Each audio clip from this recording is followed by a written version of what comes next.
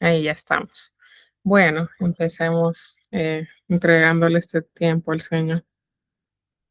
Gracias Dios Todopoderoso por este tiempo que nos permites conectarnos, Señor. Gracias por estos medios, Padre. Gracias Dios por la vida de nuestra hermana Indira, nuestra hermana Nora, Señor. Ariana, Padre, Lucía, Daniel. Gracias por la vida de cada uno de ellos. Espíritu Santo de Dios, ayúdenos, denos entendimiento en este estudio de esta noche. Ponemos, Señor, en sus manos este tiempo y abrimos nuestra mente, nuestro corazón y nuestro espíritu para recibir lo que tú quieres que hoy aprendamos, y ayúdanos a ponerlo en práctica en el poderoso nombre de Jesús. Amén, amén y amén. Amén. Bueno, entonces, como ya saben, estamos estudiando el módulo de escatología y pues vamos a ver hoy hasta dónde podemos avanzar. La clase pasada nos quedamos en la parte del arrebatamiento y vamos a ver solo brevemente pues el arrebatamiento según Pablo, básicamente. Entonces, para eso, pues vamos a ir a Primera de Tesalonicenses, capítulo 4, y vamos a leer el versículo 16 y 17. Pues aquí mi mamá lo va a leer, va a ir avanzando. Tesalonicenses Primera de Tesalonicenses 4, 16. 4:16. Porque el Señor mismo, con voz de mando, con voz de arcángel y con trompeta de Dios, descenderá del cielo y los muertos en Cristo resucitarán primero. El 17 dice, luego nosotros, los que vivimos, los que hayamos quedado, seremos arrebatados juntamente con ellos en las nubes para recibir al Señor en el aire, y ahí estaremos siempre con el Señor. Uh-huh. Entonces, si analizamos el pasaje por partes, al principio dice con voz de mando, entonces el mismo Cristo pues es quien lo ordena, es un acto pues meramente soberano, ¿verdad? Luego dice con voz de arcángel, con trompeta de Dios, es un evento que va a tener un anuncio pues celestial, no va a pasar en silencio ni desapercibido. Y después dice los muertos en Cristo resucitarán primero, entonces son los creyentes que ya murieron a ese entonces, reciben un cuerpo glorificado antes que los vivos, pero nadie se queda atrás, ¿verdad? Y luego, si nosotros todavía vivimos para ese momento, si no estamos muertos, pues vamos a ser arrebatados en las nubes. Entonces es como una teletransportación, una traslación instantánea, ¿verdad? Entonces no es algo metafórico, o sea, realmente va a suceder pues así. Y luego dice, para estar siempre con el Señor. Entonces significa que el destino final no es la nube, sino la presencia permanente, ¿verdad? En Cristo. Ahora bien, ahí mismo en Tesalonicenses, capítulo 5, versículo 2, nos dice, ustedes saben muy bien que el Señor Jesús regresará en el día menos esperado, como un ladrón en la noche. La traducción lenguaje actual les leí. uh-huh.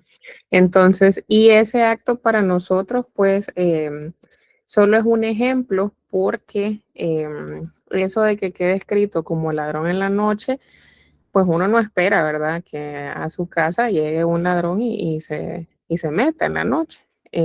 A quien se iba a agarrar desprevenido es a los que pues no le esperaban, ¿verdad? Entonces, pero nosotros sí le esperamos y sí va a venir obviamente en un día inesperado, en el momento que menos pensemos, pero la gran diferencia es que nosotros pues sí vamos a detectar pues, o sea, ya estuvo, ya el Señor viene por su iglesia y aquí estoy yo, aquí están ustedes preparados para irnos, ¿verdad? Entonces luego, ¿a qué viene? Pues a reclamar a su novia, que es la iglesia, ¿Y por quién viene? Pues vamos a leer en el libro de Efesios 5:27 lo que dice. Cristo quiso regalarse a sí mismo una iglesia gloriosa, apartada del mal y perfecta, como un vestido sin una sola arruga, ni una sola mancha, ni nada parecido. Igual es la traducción lenguaje actual. Ujú. Entonces, básicamente viene por los que estén preparados, ¿verdad? También viene para darnos la inmortalidad, como dice el libro de Romanos 8:21-23. 8, 21. Porque también la creación misma será libertada de la esclavitud de corrupción a la libertad gloriosa de los hijos de Dios. Porque sabemos que toda la creación gime a una y a una está con dolores de parto hasta ahora. Y no solo ella, sino que también nosotros mismos que tenemos las primicias del Espíritu. Nosotros también gemimos dentro de nosotros mismos esperando la adopción, la redención de nuestro cuerpo. Ujú. Y para finalizar, volvemos a 1 Tesalonicenses 5:9, donde vamos a encontrar que también pues es para librarnos de la tribulación. 5:9. Por segunda. Primera. Sí, ahí está bien. Porque no nos ha puesto Dios para ira, sino para alcanzar salvación por medio de nuestro Señor Jesucristo, quien murió por nosotros para que ya sea que velemos o que durmamos, vivamos juntamente con Él. Ujú. Entonces, pues, este es un resumen, ¿verdad? Express de el arrebatamiento, cómo vendrá, viene sin previo aviso, o sea, nadie sabe ni la hora ni el día, pero no significa, ¿verdad?, que no haya señales, como las estuvimos viendo la clase pasada, significa que no es que va a haber, ¿verdad?, un aviso 24 horas antes, o sea, puede ser hoy mismo. Entonces, viene como ladrón en la noche, un ladrón no anuncia, ¿verdad?, cómo ni cuándo va a llegar, pero sí se sabe que un ladrón llega a tomar cosas de valor, ¿verdad? Entonces, Cristo viene a llevarse lo más precioso para él, que es su novia, su iglesia. Y en la cultura hebrea, el novio iba a la casa del papá de la novia a reclamarla para la boda. Entonces así viene Cristo, a reclamar a su iglesia, a su esposa, para llevarla pues a las bodas celestiales. Y viene por los que están despiertos y preparados, no es un arrebatamiento automático para todos los que se llaman cristianos, sino viene por los que anden en completa rectitud y los que estén viviendo para agradar a Dios. Finalmente viene para darnos la inmortalidad, o sea, en ese instante los cuerpos mortales van a ser transformados en cuerpos glorificados, sin enfermedad, sin pecado, sin muerte. Entonces a eso nosotros le llamamos la redención completa, ¿verdad? Y pues para librarnos de la tribulación, como leímos en Tesalonicenses 5:9, inmediatamente después del arrebatamiento comienza la tierra. Un periodo de tribulación bajo el reinado del anticristo. Entonces, los que creemos en Cristo no vamos a ser parte de ese juicio, porque nuestros pecados ya fueron pagados en la cruz. Entonces, pues en conclusión, el arrebatamiento no significa que los creyentes no enfrentemos problemas ahora, ¿verdad? Significa que no vamos a enfrentar la ira de Dios derramada sobre el mundo en ese periodo específico de juicio que va a ser la gran tribulación. Entonces, y vamos a leer también lo que dice 1 Corintios 15:51-52. He aquí os digo un misterio. No todos dormiremos, pero todos seremos transformados. En un momento, en un abrir y cerrar de ojos, a la final trompeta, porque se tocará la trompeta y los muertos serán resucitados incorruptibles y nosotros seremos transformados. Entonces vean que dice en un abrir y cerrar de ojos. ¿Y cuánto tarda uno en parpadear? O sea, si uno no percibe, pues cuando está parpadeando hasta que se concentra, ¿va? Y, y lo percibe. Pero lo que quiere decir este pasaje es que así de instantáneo va a ser ese evento, pues no vamos a tener tiempo de reacción. Entonces, en ese pasaje inicia diciendo, he aquí, os digo un misterio. Y la palabra misterio en ese contexto no significa algo oculto o difícil de entender, sino que es una verdad que antes no había sido revelada y que ahora Dios da a conocer. Entonces quiere decir que Pablo nos estaba revelando pues algo nuevo, ¿verdad? Entonces, bueno, aquí ya vamos a avanzar eh, a la siguiente parte, que es el tribunal de Cristo. Y pues, ¿qué es? Vamos a 2 Corintios 5:10. Y para darle introducción a esto, es inmediatamente después del arrebatamiento, la iglesia eh, se va, ¿verdad? O sea, Cristo viene por su iglesia. Pero ¿qué va a pasar con la iglesia? Entonces, la iglesia va a comparecer ante lo que Pablo llama aquí el tribunal de Cristo. Porque es necesario que todos nosotros comparezcamos ante el tribunal de Cristo, para que cada uno reciba según lo que haya hecho, mientras estaba en el cuerpo, sea bueno o sea malo. Entonces, la palabra que se usa aquí, recuerden que el Nuevo Testamento está escrito en griego, ¿verdad? Entonces, la palabra griega que se usa es bima. Yo no sé si ustedes han escuchado ese término antes, pero bima en griego no es un tribunal de justicia criminal, como lo podríamos haber imaginado, sino que es como un estrado donde las autoridades premiaban a los ganadores de una competencia, por decirlo así. Entonces, en lugar de ser un tribunal para condenación o para el oficio que tiene un juzgado, es un tribunal de honor, no de condenación. Entonces, lo importante que entendamos nosotros acá es que en este punto la salvación ya no está en juego, porque los que vamos a comparecer ante el BIMA, y me incluyo yo porque pues yo espero, ¿verdad?, alcanzar la misericordia del Señor y comparecer a este tribunal. Pero los que vamos a comparecer ante el BIMA es porque ya fueron encontrados dignos y fueron arrebatados. Entonces, ¿va a haber gente que se va a quedar en la gran tribulación? Sí.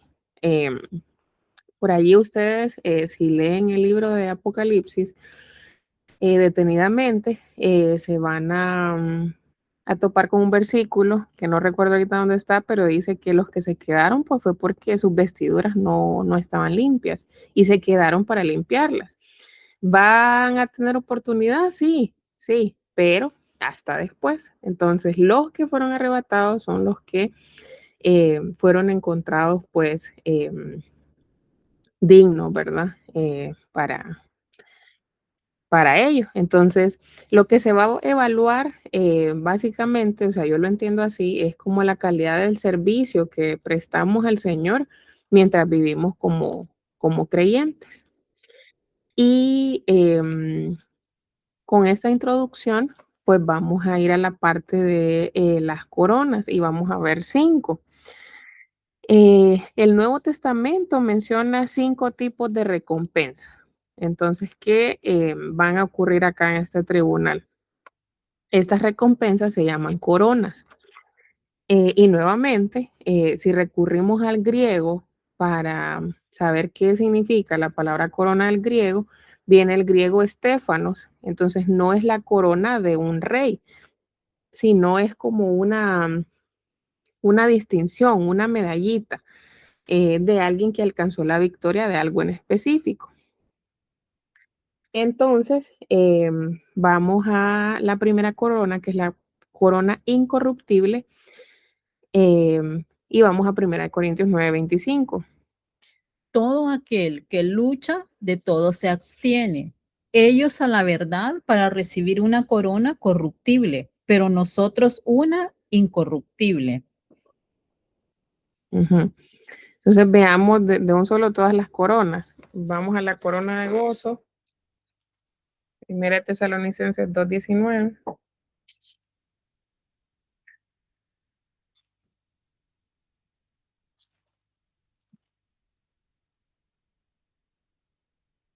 Ujú. Sí, lo tenía. Por- Porque, ¿cuál es nuestra esperanza o gozo o corona de que me gloríe? ¿No lo sois vosotros delante de nuestro Señor Jesucristo en su venida? El 20. Vosotros sois nuestra gloria y gozo. Ujú. Ahora la corona de vida, Santiago 1:12.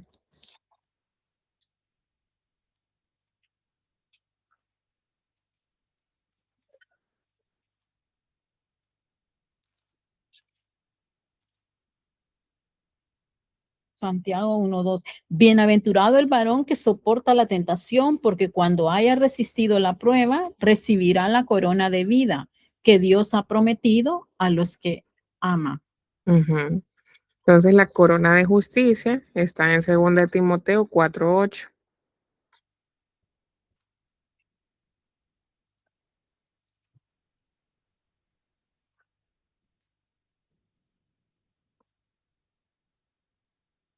4:8. Por lo demás, me está guardada la corona de justicia, la cual me dará el Señor, juez justo, en aquel día, y no solo a mí, sino también a todos los que aman su venida. Ujú. Y por último, la corona de gloria, que está en 1 Pedro, capítulo 5, del 2 al 4. Primera de Pedro 5:2-4. Apacentad la grey de Dios que está entre vosotros, cuidando de ella, no por fuerza, sino voluntariamente, no por ganancia deshonesta, sino con ánimo pronto, no como teniendo señorío sobre los que están a vuestro cuidado, sino siendo ejemplos de la grey. Y cuando aparezca el príncipe de los pastores, vosotros recibiréis la corona incorruptible de gloria. Ujú. Entonces vean que, o sea, ahorita vimos rápidamente, ¿verdad? Las coronas. Entonces, y uno ya se imagina, ¿verdad? Pucha, me van a premiar en el cielo si salgo sobresaliente en alguna de estas cosas. Entonces, la corona incorruptible, pues habla acerca del dominio propio, como lo pueden ver ahí en la presentación. Entonces, básicamente son los que dominan el viejo hombre, o sea, como disciplina, ¿verdad? Luego la corona de gozo, básicamente, es los que ganan almas para Cristo. La corona de vida, los que resisten las tentaciones y las pruebas. Entonces, la corona de justicia son los que aman la venida del Señor. Y por último, la corona de gloria, que son para esos pastores, no necesariamente como título, ¿verdad? Que tengamos que ser pastores, sino que aquellos que apacienten bien la grey de Dios, básicamente los que pastorean bien. Entonces vean que todas esas recompensas, todas esas coronas están para este tipo de vencedores, ¿verdad? Cada uno según su categoría. Pero a este punto podemos pensar, pucha, vamos a andar alguna coronita, qué bonito. Pero estas coronas no son para la gloria del que las recibe, sino para devolverlas. Entonces, y uno queda, bueno, y entonces, ¿para qué? Entonces, por ejemplo, el apóstol Juan vio a los 24 ancianos, ¿verdad? Echando sus coronas ante el trono porque toda la gloria era para uno solo. Entonces, ¿para qué son las coronas? Bueno, habría que preguntarnos, ¿qué me motiva a servir al Señor? Ahorita que leímos lo de las coronas, ¿qué me motiva a mí? ¿Es para recibir reconocimiento o genuinamente quiero agradarle a Él? Entonces, para buscar la respuesta, obviamente a la luz de la escritura, veamos lo que dice Apocalipsis 4, versículos 10 y 11. Los 24 ancianos se postran delante del que está sentado en el trono y adoran al que vive por los siglos de los siglos y echan sus coronas delante del trono diciendo, Señor, digno eres de recibir la gloria y la honra y el poder, porque tú creaste todas las cosas y por tu voluntad existen y fueron creadas. Amén.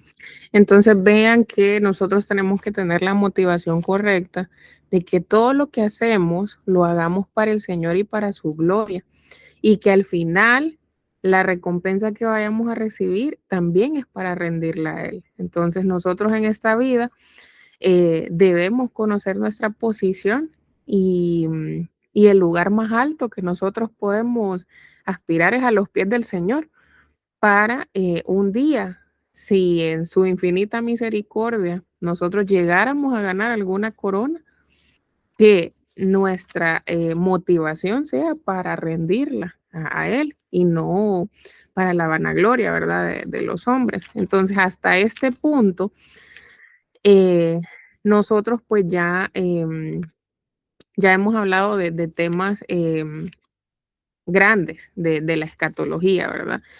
Por ejemplo, vimos los niveles de profundidad en la interpretación de las escrituras.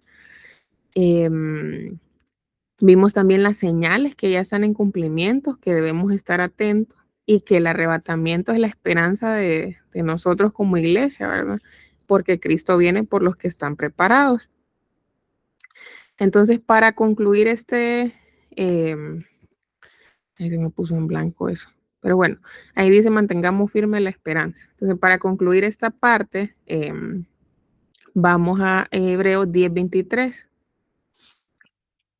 para ya entrar a los otros temas que vienen. Hebreos. 10:23.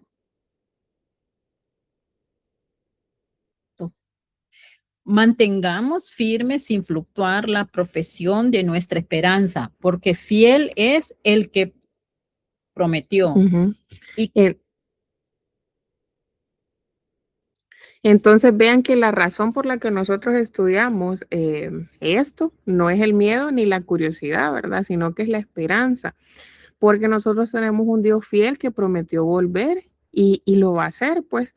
Entonces, nuevamente, si recordamos el pasaje de Apocalipsis, cuando comienza a decir, o sea, nosotros estamos siendo bienaventurados por estar,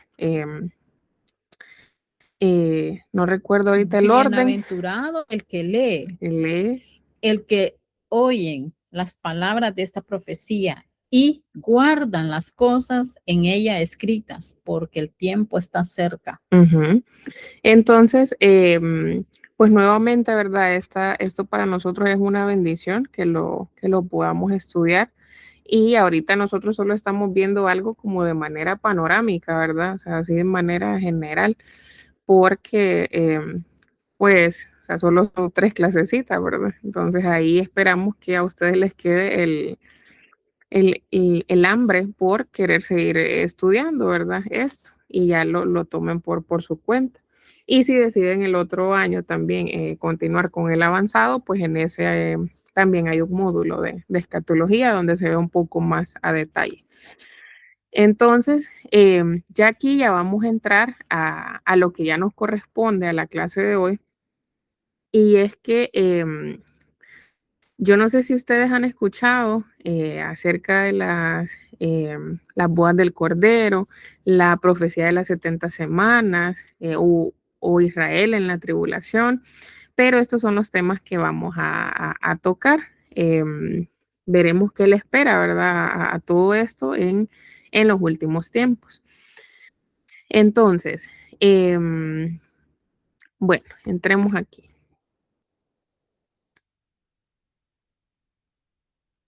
Entonces, hasta este punto vamos como en esta línea de tiempo. Primero, el arrebatamiento, la iglesia se va al cielo, ¿verdad? Entonces, ¿qué pasa con la iglesia? va al tribunal de Cristo o el Bima a recibir sus recompensas y eso va a suceder en el cielo. Entonces luego vienen las bodas del Cordero que van a ser después del tribunal de Cristo y eso también va a suceder en el cielo. Sin embargo, en la tierra, o sea, estos dos eventos van a ocurrir en simultáneo, ¿verdad?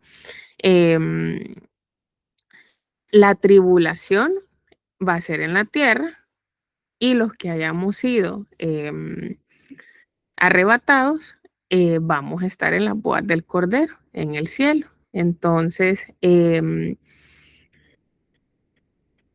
importante que nosotros pues entendamos esto y recordemos y llevemos como en línea, ¿verdad? Todo esto. Primero ocurre el arrebatamiento, la iglesia es llevada al cielo, comparece ante el tribunal de Cristo, el Bima, donde recibe sus recompensas e inmediatamente después de eso, mientras en la tierra comienza la gran tribulación, en el cielo va a ocurrir el evento más grande y más glorioso de la historia, que son las bodas del Cordero. ¿Y qué son las bodas del Cordero? Bueno, las bodas del Cordero en el Nuevo Testamento es la relación entre Cristo y su iglesia. Y es descrita como repetidamente como el esposo y la esposa. Entonces, para eso vamos a leer unos pasajes. Comenzamos con el libro de Juan 3:29. El que tiene la esposa es el esposo, mas el amigo del esposo que está a su lado y le oye, se goza grandemente de la voz del esposo. Así pues, mi gozo está cumplido. Ahora, 2 Corintios 11:2.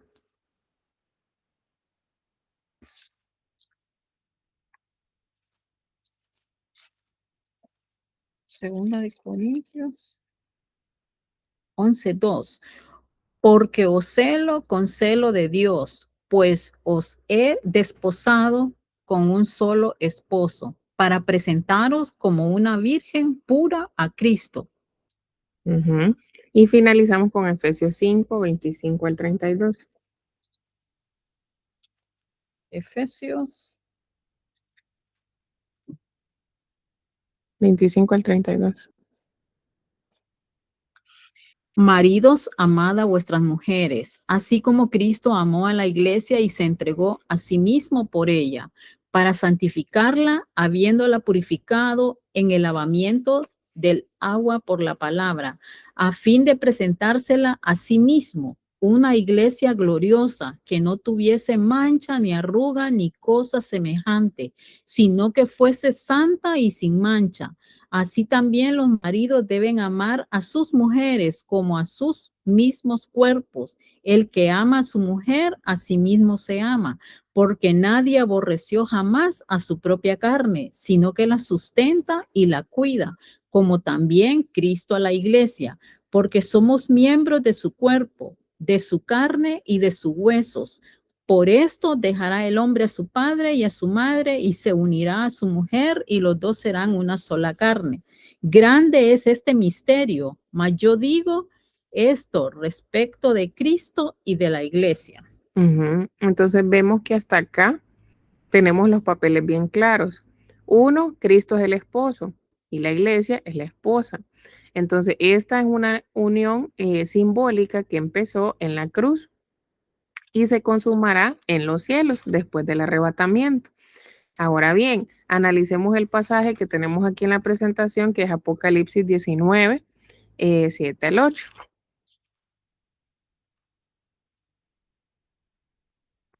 Gocémonos y alegrémonos y démosle gloria, porque han llegado las bodas del Cordero y su esposa se ha preparado.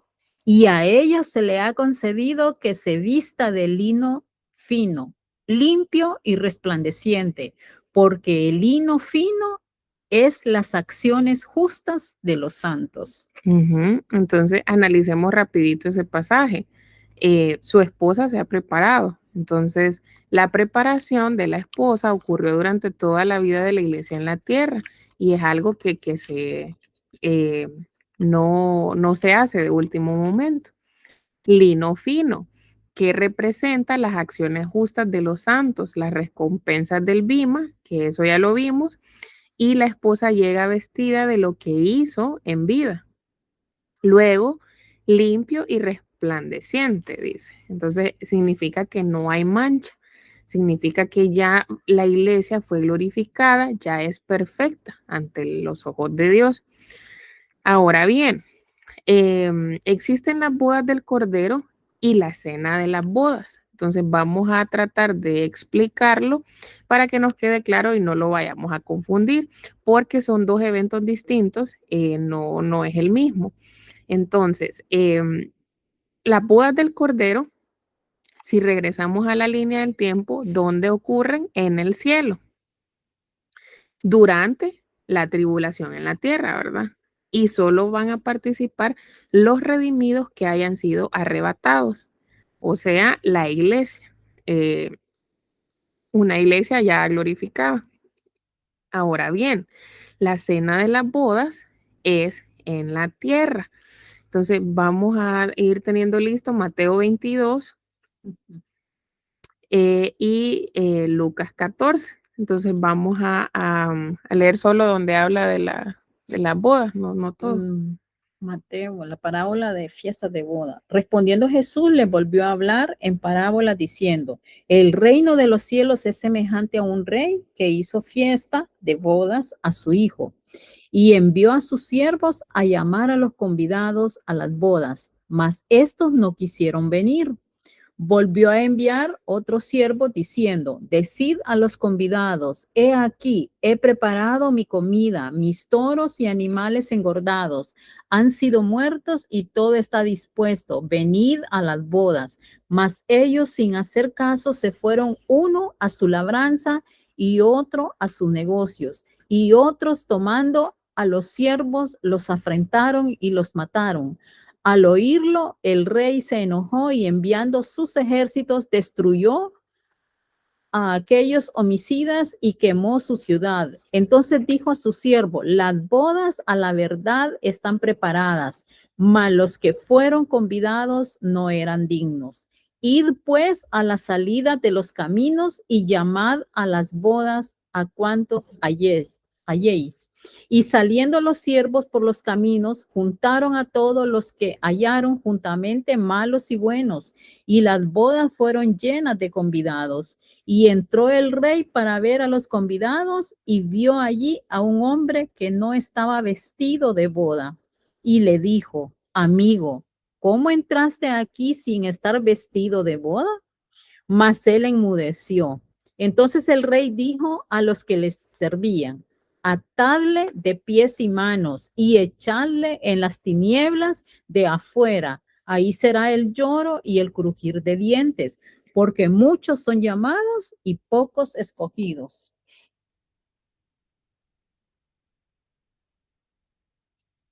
Lucas 14. Lucas 14, 16, 24. Parábola de la gran cena. Entonces Jesús le dijo, un hombre hizo una gran cena, convidó a muchos y a la hora de la cena envió a su siervo a decir a los convidados, venid, que ya todo está preparado. Y todos a una comenzaron a excusarse. El primero dijo, he comprado una hacienda y necesito ir a verla. Te ruego que me excuses. Otro dijo, he comprado 5 yuntas de bueyes y voy a probarlos. Te ruego que me excuses. Y otro dijo, acabo de casarme y por tanto no puedo ir.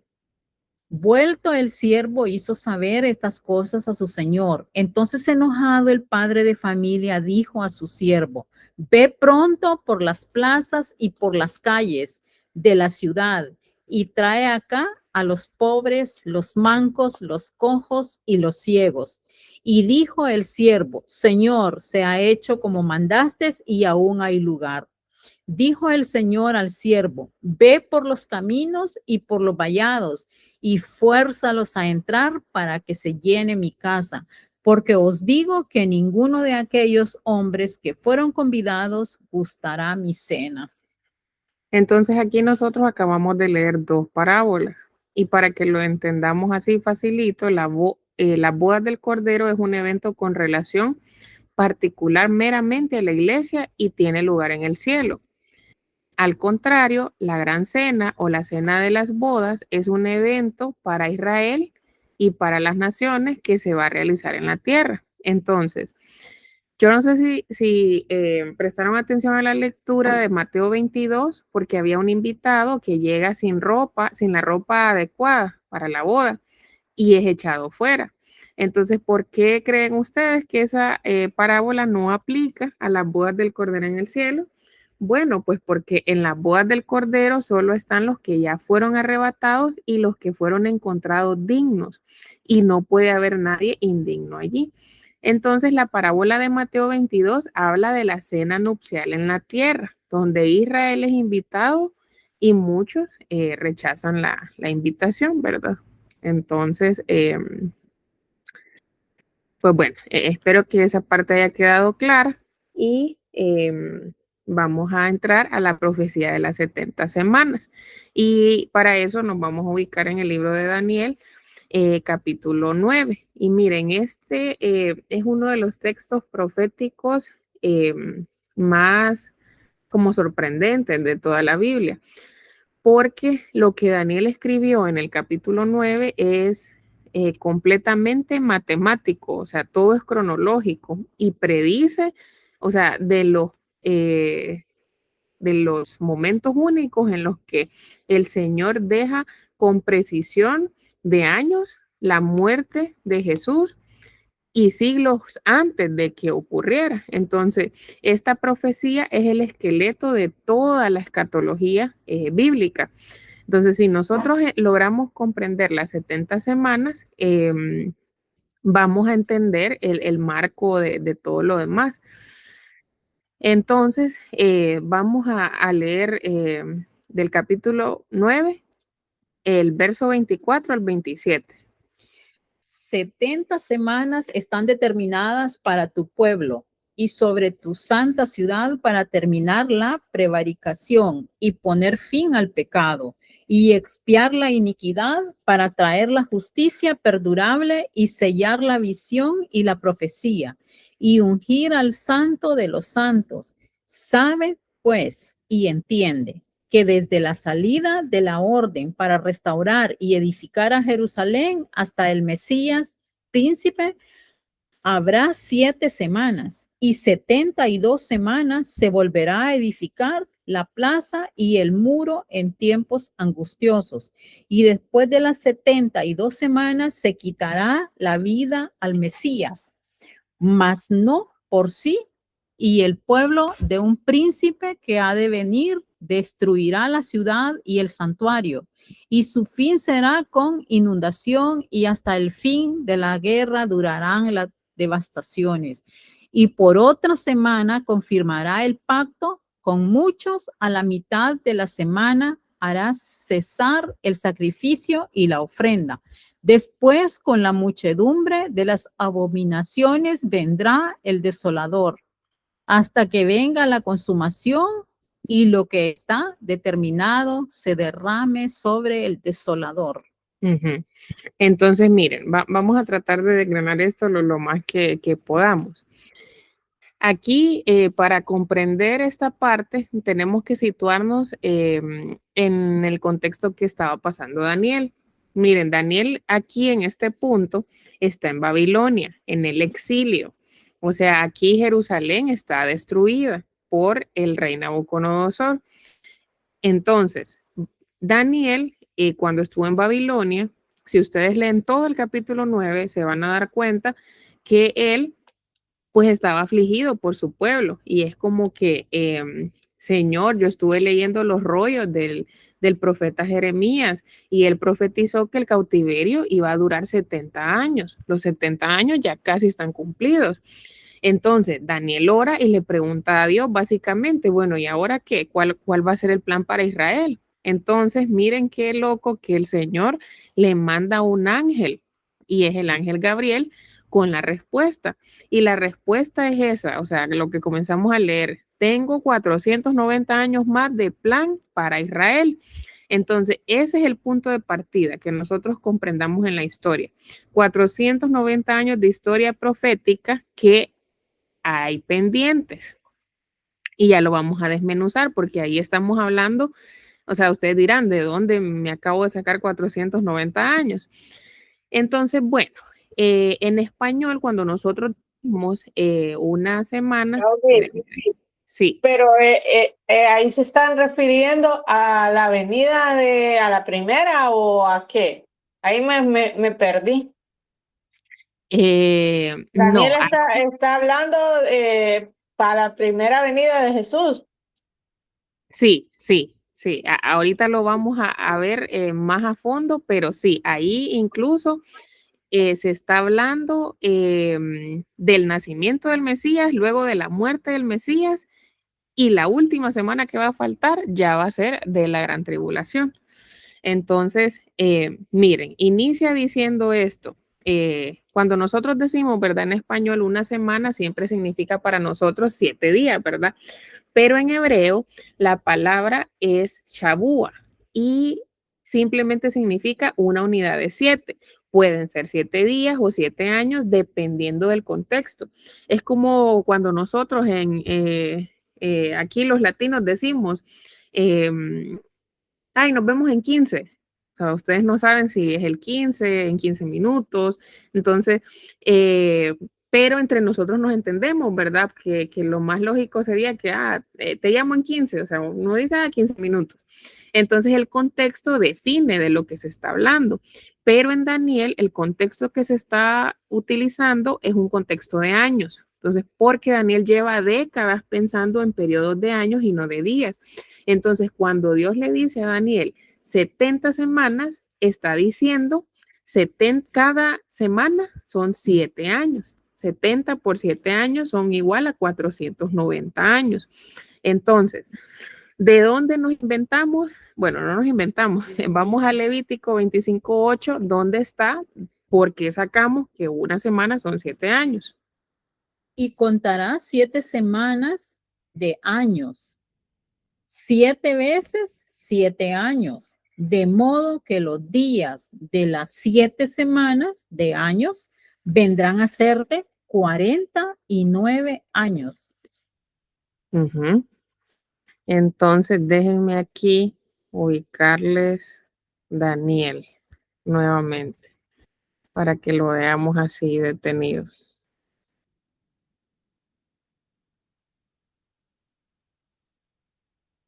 Aquí.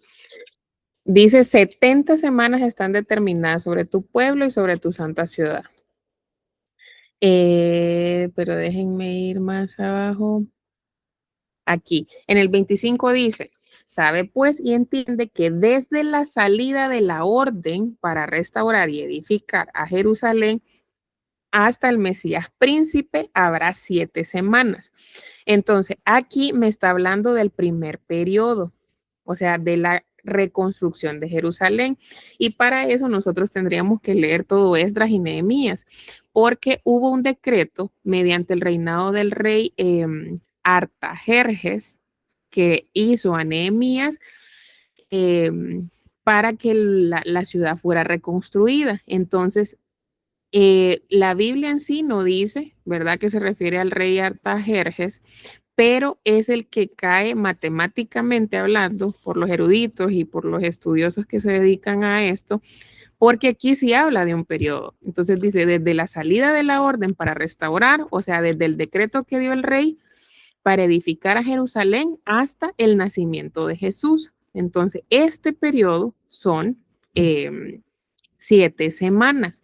Y como cada semana son 7 años, entonces estamos hablando de 7 por 7, pasaron aquí 49 años. Luego del nacimiento de Jesús, dice, y 62 semanas se volverá a edificar la plaza y el muro en tiempos angustiosos. Y después de las 62 se quitará la vida al Mesías, mas no por sí, y el pueblo de un príncipe que ha de venir Bueno, hasta aquí lo vamos a dejar. Se le quitará la vida al Mesías. Entonces, del nacimiento de Jesús a su muerte, van a pasar otras 62 semanas. Eso quiere decir 62 semanas por 7 años cada una. Estamos hablando de 434 años. Entonces, hasta allí, ¿verdad? Entonces, y luego dice, y el pueblo de un príncipe que ha de venir destruirá la ciudad del santuario y su fin será con inundación, hasta el fin de guerra durarán las devastaciones. Entonces, después de la muerte del Mesías, por otra semana, confirmará el pacto con muchos, a la mitad de la semana hará cesar el sacrificio y la ofrenda. Entonces, vean que matemáticamente, o sea, sale, ¿verdad? Los 490 años divididos en 3 partes. Entonces, es como que Dios no dice simplemente son 490 años y ya, sino que los divide en bloques. ¿Por qué? Porque cada bloque pues tiene un propósito diferente. Imaginemos que nosotros vamos a construir una casa y el arquitecto dice, bueno, primero vamos a necesitar 49 años para los cimientos. Son las primeras 7 semanas. Esa es la reconstrucción de Jerusalén. Eso ya pasó. Luego, dice el arquitecto, bueno, necesitamos 434 días para levantar las paredes y el techo. Y esos son las 62 semanas que luego dice el libro de Daniel. Esto es desde el nacimiento del Mesías hasta la muerte, o desde la reconstrucción de Jerusalén hasta la muerte del Mesías. Y como cada semana son 60, perdón, como cada semana son 7 años, este 434 es básicamente la multiplicación de 62 por 7. Son 434 años. Entonces, 62 más 7 son 69. Entonces, solo nos queda una semana y esa es la semana pendiente, o sea, 7 años por cumplirse. Lo único que falta de cumplirse de esta profecía de las 7 semanas es esto. Y por otra semana confirmará el pacto con muchos. A la mitad de la semana, dice, hará cesar el sacrificio y la ofrenda. Después, con la muchedumbre de las abominaciones, vendrá el desolador, hasta que venga la consumación y lo que está determinado se derrame sobre el desolador. Entonces, eso es lo que falta por cumplirse. Lo demás ya se cumplió. Ahora bien, se preguntarán ustedes, bueno, si son 3 fases y Jesús ya murió, entonces, ¿qué pasó de la muerte de Jesús hasta acá? Bueno, entonces acá, ¿desde qué decreto? Bueno, esto era lo que les decía del decreto del rey Artajerjes. Entonces, que históricamente han habido varios decretos que los reyes han hecho, pero solo uno, en primer lugar, concuerda con las cifras de las semanas, que es el de Artajerjes a Nehemías, porque él en esa parte, Nehemías 2, si ustedes lo leen, habla de reconstruir la ciudad y no solo el templo. Entonces, solo el decreto a Nehemías en ese año 444 antes de Cristo menciona específicamente la reconstrucción de los muros y de la ciudad. Entonces, han sido hasta este día hasta ese momento 483 años de precisión profética, desde ese decreto hasta la muerte de Jesucristo en la cruz. Y después de las 62 semanas se quitará la vida al Mesías, mas no por sí. Entonces, ¿ustedes creen que eso es casualidad o es la firma de Dios ahí, verdad?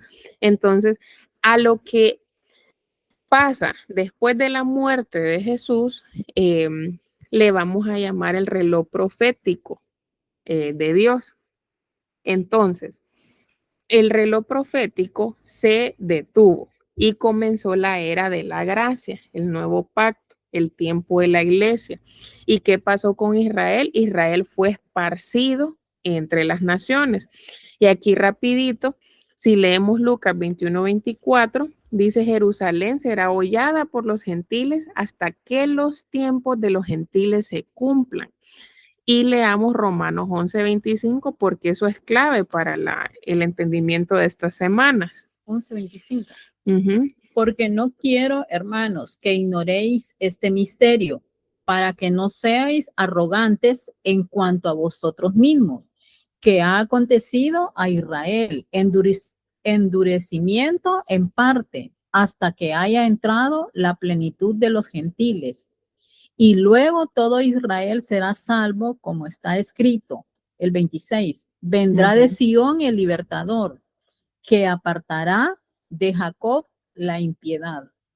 Entonces vean que la Biblia habla de que Israel está en un endurecimiento parcial hasta que haya entrado, dice, la plenitud de los gentiles. Y pues nosotros somos la rama injertada, ¿verdad?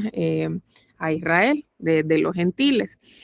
Entonces, hasta aquí nosotros hemos estudiado el bloque de uno, la reconstrucción de Jerusalén, que fueron las primeras 7 semanas, que fue desde el decreto del rey hasta que los muros de la ciudad quedaron terminados, o sea, Jerusalén fue reconstruida.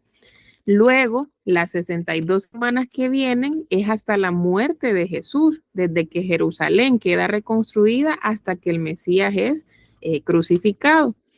Luego, le vamos a llamar a la era en la que nosotros estamos un paréntesis, o sea, el reloj profético detenido, Israel con el corazón endurecido, y es la era de la iglesia. Dios abre este paréntesis que ya lleva más de 2000 años para llamar a los gentiles, ¿verdad? Y eso no estaba revelado en el Antiguo Testamento.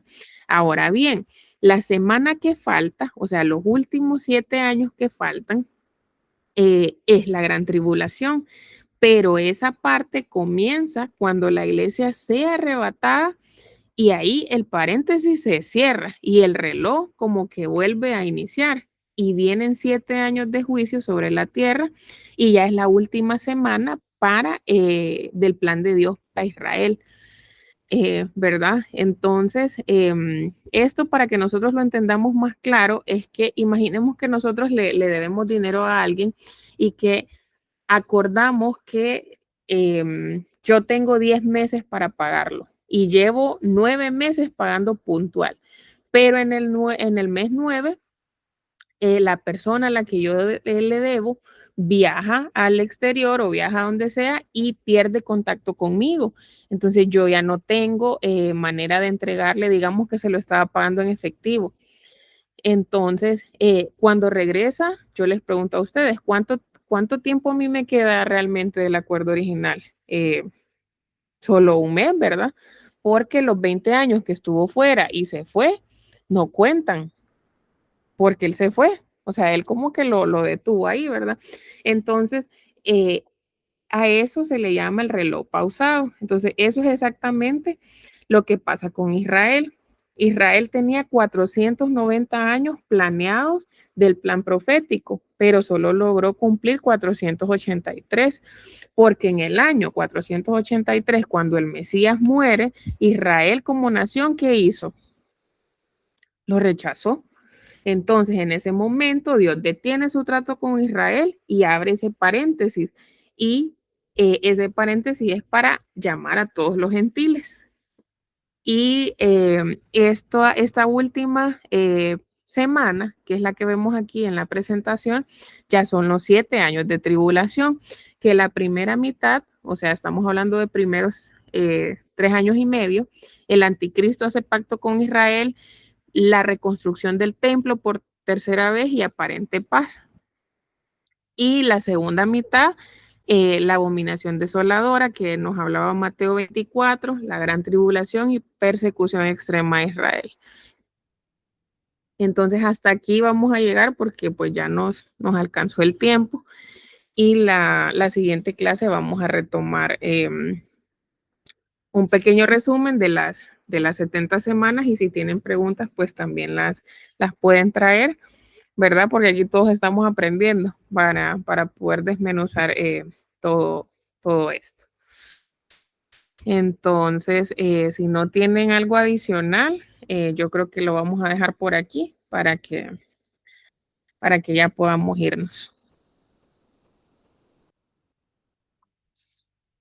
Bueno, gracias Dios por estar con nosotros de principio a fin. Espíritu Santo de Dios, ayúdenos a entender las Sagradas Escrituras y ayúdenos a estar como esas vírgenes, Dios, con ese aceite listo, con nuestras vestiduras limpias, Señor, sin arrugas, como usted nos pide. No es fácil, pero con su ayuda, Espíritu Santo, inquietándonos y redarguyendo, Señor, en nuestro ser.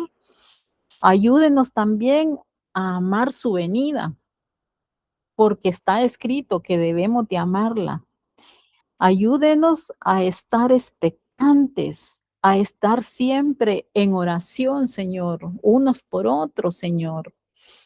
Y en este sentir, Dios, ponemos en tus manos la vida de Lucía, de Indira, de Daniel, de Ariana y de Nora, Señor, de Gaudí, Dios, y mi vida. Ponemos en sus manos, Señor, nuestras vidas donde nada ni nadie las puede arrebatar. Y, Señor, hay peticiones en nuestro corazón, Señor. Usted conoce hasta lo más profundo. Antes de que le pidamos, usted ya sabe nuestras necesidades. Hoy, Señor, ponemos en sus manos las peticiones de cada una de nosotras aquí reunidas, Señor. Le pedimos que guarde a Lucía en ese lugar donde anda, Señor, y a todas nosotros, Padre, y supla todas nuestras necesidades conforme a sus riquezas en gloria. Gracias por este tiempo, Señor, de aprendizaje. Gracias porque aprendemos, Señor, todas juntas, Señor. Gracias por ese anhelo que pone en nuestros corazones, esa pasión, Señor. Le pedimos que nos inunde de esa pasión de leer su palabra, de escudriñar, Señor, las escrituras, Señor. Y con su Espíritu Santo nos ayuda a poner en práctica todo lo que encontramos en su palabra. En el nombre que es sobre todo nombre, Cristo Jesús, Señor nuestro. Amén, amén y amén. Amén. Bueno, muchas gracias por haberse conectado. Y ya el otro jueves esperamos vernos presencial, si Dios lo permite. Yo no creo, no hermanas. sé, voy a ver, yo les voy a confirmar si puedo llegar el otro jueves porque van a operar a mi mami de la vista, entonces no sé si voy a poder llegar. No, está bien, está bien. Hermana Susana y hermana Gau, muchas gracias por las enseñanzas que nos dan todo el tiempo. No, a ustedes, Gracias porque a usted. sin ustedes no tenemos a quien darle clase. No, muy agradecida y sirven de edificación totalmente todo el tiempo para mi vida. Y gracias. Gracias, Nola, y gracias al Señor. Bueno, ahí quedamos pendientes entonces para vernos la próxima semana. Que estén bien. Ahí les mandamos un abrazo. Sí, Dios le guarde. Estamos pues. Bendiciones. Besitos, bye. Bendiciones.